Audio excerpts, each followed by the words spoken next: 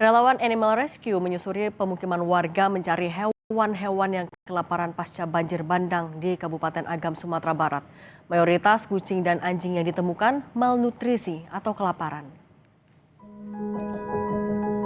Inilah potret perjuangan relawan Animal Rescue mencari hewan-hewan liar di tengah puing-puing rumah yang hancur akibat banjir bandang di Kecamatan Palembayan, Kabupaten Agam, Sumatera Barat. Relawan Animal Rescue dari Center of Orangutan Protection menyusuri lokasi terdampak mencari hewan yang bisa ditolong. Banyak hewan ditemukan dalam kondisi kelaparan, dehidrasi, dan mengalami luka akibat benturan dengan puing-puing. Dokter yang turut bergabung dalam operasi ini langsung memberikan penanganan intensif, termasuk pemberian obat-obatan, vaksin, dan juga makanan.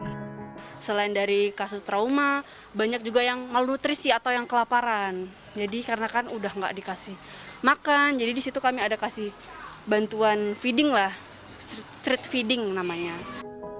Kepedulian relawan Animal Rescue jadi gambaran secuil kehangatan di tengah bencana. Reza Abdul Rohim, Kabupaten Agam, Sumatera Barat.